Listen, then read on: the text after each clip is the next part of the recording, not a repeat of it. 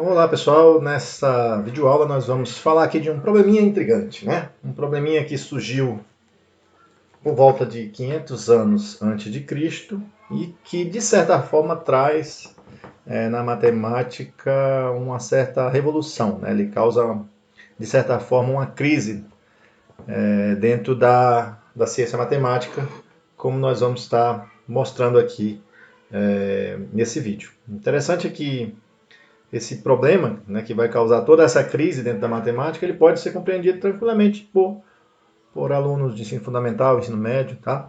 E espero que vocês compreendam um pouquinho de tudo isso que eu estou tentando falar aqui com vocês. Então vamos lá, né? Então, o problema é muito simples, né? Qual o valor da medida da diagonal de um quadrado de lado igual a 1? Então, eu pego um quadrado, esse quadrado tem lado igual a 1, e eu quero encontrar a diagonal deste quadrado. Tá certo? Quero encontrar o valor da medida dessa diagonal. Então, mesmo para alunos do ensino fundamental, esse problema tem uma resposta tranquila, né? Por quê? Porque nós já trabalhamos desde o ensino básico, né? O chamado, famoso Teorema de Pitágoras, né? O que diz o Teorema de Pitágoras? Ele diz que o quadrado da hipotenusa é igual à soma dos quadrados dos catetos, né? A hipotenusa é sempre esse lado que é o maior lado de um triângulo retângulo, e os catetos são esses outros dois lados que formam, digamos assim, um ângulo reto e um triângulo retângulo. Obviamente, o Teorema de Pitágoras só vale no triângulo retângulo. E existem várias demonstrações do Teorema de Pitágoras, né? Existem muitas e muitas demonstrações diferentes para o Teorema de Pitágoras. Aqui nesse cantinho do slide, nós destacamos aqui uma demonstração bastante simples. Não é o nosso objetivo falar da demonstração do Teorema de Pitágoras. Mas, para quem conhece o Teorema de Pitágoras, voltando ao nosso problema, que era quanto mede a diagonal de um quadrado de lado igual a 1, né? Para quem conhece o Teorema de Pitágoras, bom, simples. Como isso é um quadrado, este ângulo aqui é um ângulo reto, né? E vale que o quadrado da hipotenusa é igual à soma dos quadrados dos catetos, ou seja, d ao quadrado é igual a 1 ao quadrado mais 1 ao quadrado. Por consequente, 1 ao quadrado mais 1 ao quadrado dá 2, então d ao quadrado é igual a 2 e, portanto, d é igual a raiz de 2, né? Então, para muitos, se eu colocasse esse problema aqui numa questão de vestibular, isso seria um problema fácil de resolver. Muitos alunos resolveriam isso sem nenhum problema. Então, por que esse problema é intrigante? Por que ele traz toda uma revolução dentro da matemática, né? E toda uma discussão dentro da matemática? E, segundo até algumas lendas, né? Algumas histórias, até mesmo morte. Mas vamos dar sequência entender um pouquinho por que esse problema, né, é tão intrigante. Bom, de volta para o futuro, né? Então vamos voltar aqui a um pouco mais de 500 anos antes de Cristo para tentar entender o que esse problema tem de mais, né? Bom, o que acontece nessa época? Nessa época, né, a chamada escola pitagórica, né, que era uma escola pela qual, né, alguns filósofos se dedicavam ao estudo da ciência, da matemática, da natureza, né? Os membros dessa escola acreditavam que toda a natureza poderia ser compreendida em termos de números. E, na verdade, a ideia de números que eles tinham na época eram chamados números inteiros, né? Você tinha também os números racionais, mas o que é um número racional? É a razão de dois inteiros, então, de certa forma, tudo acabava nos números inteiros. Não se tinha nessa época conhecimento do que hoje nós chamamos os números irracionais. Então, aquele raiz de 2 que nós encontramos ali, naquela época não tinha sentido, meu camarada. Não fazia sentido para aquelas pessoas aquele resultado raiz de 2, tá? Nem mesmo essa notação de raiz de 2 era conhecida na época. Então, vamos imaginar que nós estamos vivendo na era pitagórica, na escola pitagórica, 500 anos antes de Cristo, um pouco mais. E como que esse problema se apresenta. Voltando ao problema, né? Eu quero encontrar a diagonal de um quadrado de lado 1. O Teorema de Pitágoras já era conhecido. Então, isso aqui era fato, não tinha problema com isso. Isso já era conhecido. Vale que o quadrado da hipotenusa é a soma dos quadrados dos catetos. E, portanto, d ao quadrado é igual a 2. Então, surge o meu primeiro problema. Ou seja, eu quero encontrar um número que ao quadrado seja igual a 2. Esse número pode ser inteiro ou pode ser racional, porque os números racionais também já eram, de certa forma, conhecidos, embora não tivessem esse nome na época, né? Então vamos tentar encontrar esse número por tentativa. Veja, né? Eu quero encontrar um número, de certa forma, um número D, que a elevado ao quadrado seja igual ao número 2. Qual é esse número? Ora, se eu elevar 1 ao quadrado, isso dá 1. Portanto, menor que 2, então não deve ser 1. Se eu pegar o 2 e elevar ao quadrado, isso já dá 4, passa bastante. Então, conclusão, esse número deve estar compreendido entre 1 e 2. Tá? Então, vamos tentar aqui fazer aqui algumas tentativas, né? Vamos pegar o 1 falta bastante e o 2 passa bastante. Então, vamos pegar 1,5. Se eu pegar 1,5 e elevar ao quadrado, né? Isso daqui é 1,5 vezes 1,5. E o resultado disso é 2,25. Comparando com 2, passou. Então, eu vou pegar um número menor. Vou pegar, digamos, 1,4 e elevar ao quadrado. Se pegar 1,4 e elevar ao quadrado, você pode fazer isso até com uma calculadora, o resultado disso é 1,96, ou seja, faltou um pouquinho para chegar no 2. Então, eu ainda não achei esse número que é o quadrado da 2, mas eu já sei que ele está próximo de 1,4. Se eu pegar 1,41, esse número já fica 1,9881, bem pertinho do 2, mas ainda não deu 2. Então 1,41 não é a solução para este problema. Vamos pegar aqui, vou extrapolar um pouco mais, 1,41, 42, 135, olha, estiquei bastante o número e elevei ao quadrado. Quando você faz isso, o resultado dá 1,999, com 6 novos aqui, ó, 824. Bem pertinho do 2, mas ainda não deu 2. Então, eu ainda não resolvi o meu problema. Qual é o número que elevado ao quadrado é igual a 2? E também não observei nenhum padrão nesse número, né? Ou seja, os números foram tão próximos aqui do 1,41, mas parece não ter nenhum padrão de repetição. Então, vamos trabalhar um pouquinho mais. Ou seja, qual é esse número, né? Que número deve ser esse que elevado ao quadrado resulte no número 2? Bom, até aqui, né, digamos até aqui 500 anos antes de Cristo, o que se sabia? Se imaginava, né, na verdade, que tudo poderia ser resumido em números e esses números eram os números inteiros. Então, mesmo quando você pegava uma fração, então você pega aqui, ó, uma fração, um número decimal, né, digamos assim, 1,25. Ele não é inteiro, professor, mas ele pode ser escrito como a razão de dois inteiros. Ó. 725 é inteiro e o 100 é inteiro. Então, mesmo esse número sendo, digamos assim, quebrado, ele pode ser escrito em função de dois números inteiros. E mesmo quando você pega uma dízima periódica, que é aquele número que tem infinitas casas decimais, ele acaba também sendo escrito em função de um número inteiro, né? De dois números inteiros. Ou seja, até aqui tudo eram números e números, nesse caso, seriam os números inteiros. Mas aquele número que nós estamos observando, ele não tem nenhum padrão de repetição, como é o caso das dízimas periódicas, e ele também tem infinitas casas. Apesar que naquele momento você apenas conjecturava, você não sabia se ele tinha infinitas casas, então ele iria tentar um pouco mais, achar algo mais próximo, né? E imagino que foi isso que ficou se tentando por um bom período de tempo, tentando encontrar um número com bastante precisão que chegasse no 2 e sempre tentando uma precisão melhor. Bom, e aí surge esse camarada aqui, na verdade, é ele que faz todas essas indagações, né?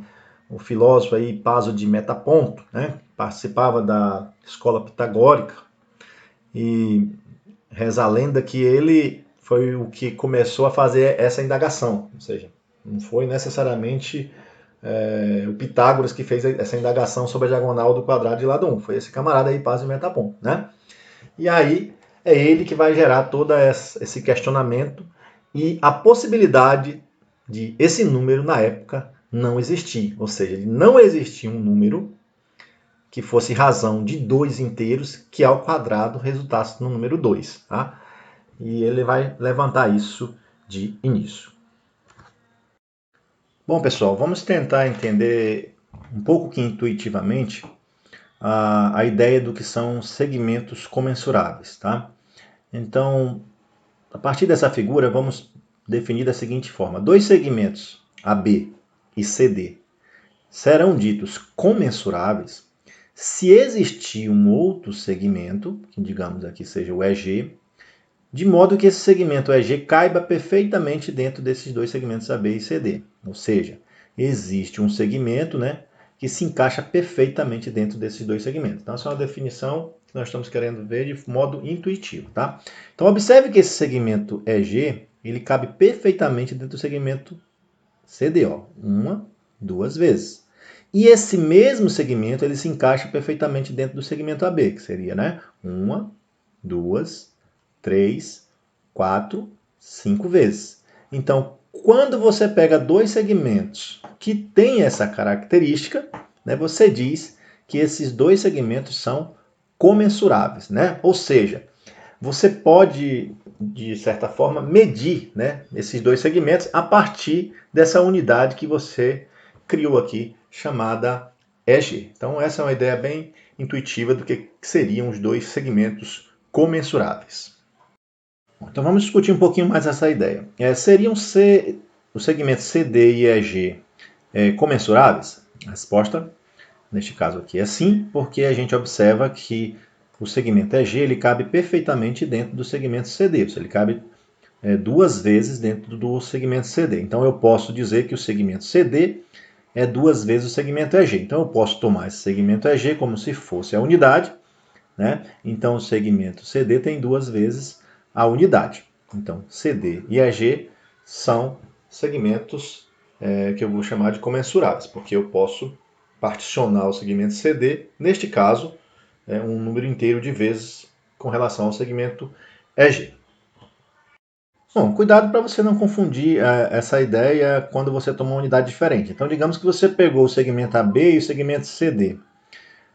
Quando você pega o segmento CD, ele não cabe perfeitamente dentro do segmento AB, né? Ou seja, ele cabe uma, duas vezes inteira, né? E fica faltando aqui um pedacinho. Então você poderia ter uma interpretação errônea de que AB e CD não são comensuráveis porque o CD não cabe perfeitamente dentro do AB. Mas isso não é verdade, tá? Por quê? Porque você pode pegar esse segmento CD, particionar em uma unidade menor, no caso aqui é a EG, né?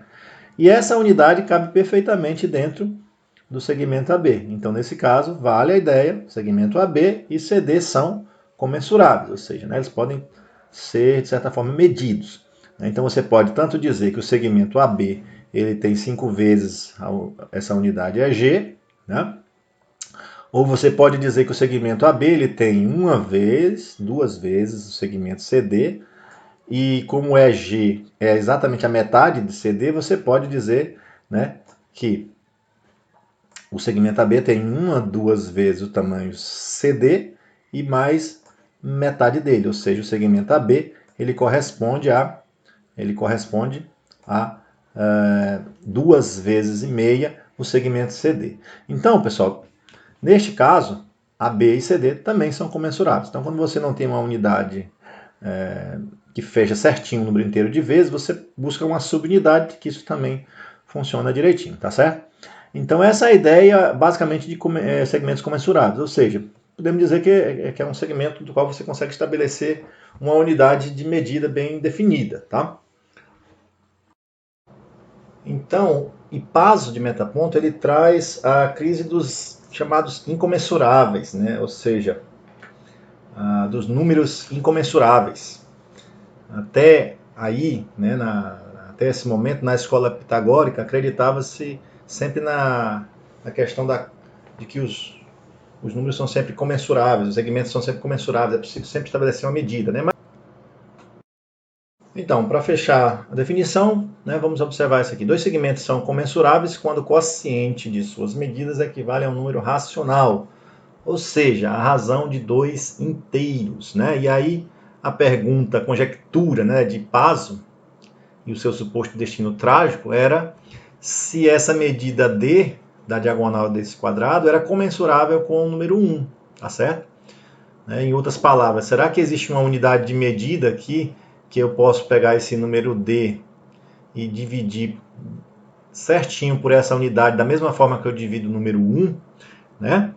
Isso era o questionamento de Paso, né? Seria a diagonal do quadrado de lado 1 um número comensurável com o seu lado, né? Ou seja, D sobre 1 é igual a M sobre N, onde M é um número inteiro e N também é um número inteiro diferente de zero. Em outras palavras, D, porque D sobre 1 é igual a D, né? D é um número racional, tá? Mesmo não usando essa nomenclatura na época, D pode ser escrito como divisão de 2 inteiros, e todos os números que se conheciam na época eram exatamente dessa forma, tá certo? E aí Paso, né, ele vai conjecturar que D não era comensurável, que é o que a gente chama de incomensurável. Em outras palavras, D não era um número racional. Então, existiam números além daqueles números que nós conhecíamos, tá certo? E isso traz toda uma discussão. É como se dissesse, né, existem números dos quais nós não temos conhecimento ainda. Números fora da razão de 2 números inteiros. Então, quem seria esse número D? Né? Foi o mistério, foi toda a situação que colocou Hipasos, segundo a lenda, né, por colocar todos esses questionamentos, né, ele foi assassinado por conta disso, né, por criar todas essas questões dentro da escola pitagórica. É claro que não se sabe se isso realmente é verdade, temos alguns contos, né, sobre isso, mas seria o suposto destino trágico de Hipaso, né, seria a sua morte exatamente por discordar, né, que tudo seriam escritos em função de números inteiros. Ou seja, existem números que não são necessariamente a razão de 2 inteiros. Então, se você ainda está nessa época, 500 e poucos anos antes de Cristo, né, você ainda não sabe encontrar o número racional que ao quadrado seja igual a 1. Ou seja, esse problema naquela época ainda ficou em aberto. O que Hipaso conjecturou, afirmou sem demonstrar, é que esses números possivelmente não são racionais, mas não existia uma prova matemática para essa afirmação também. E esse é então um dos problemas fácil de entender e muito importante dentro da matemática, que vai ter a sua demonstração, que vai ter todos os seus resultados feito com rigor matemático cerca de 200 anos depois, então demora bastante tempo ainda para se estudar com mais aprofundamento esses resultados de Hipaso. Tá certo, pessoal? Então, por enquanto, vamos fechar essa aula com esse problema em aberto, né? Ou seja, qual é o número que ao quadrado é igual a 1? O que Hipaso conjectura é que esse número não pode ser um número do qual chamamos hoje de racional, ou seja, não pode ser a razão de 2 inteiros. E no próximo vídeo nós vamos mostrar que em torno de 200 anos depois, né, se demonstra que realmente Hipaso estava certo. Esse número não existia na época e parece então ser um número que surge da própria natureza matemática, né? Ele surge de um próprio problema matemático em si. Então é isso aí, aguardo vocês até o nosso próximo vídeo e espero que vocês tenham entendido aí por que esse problema é intrigante, né?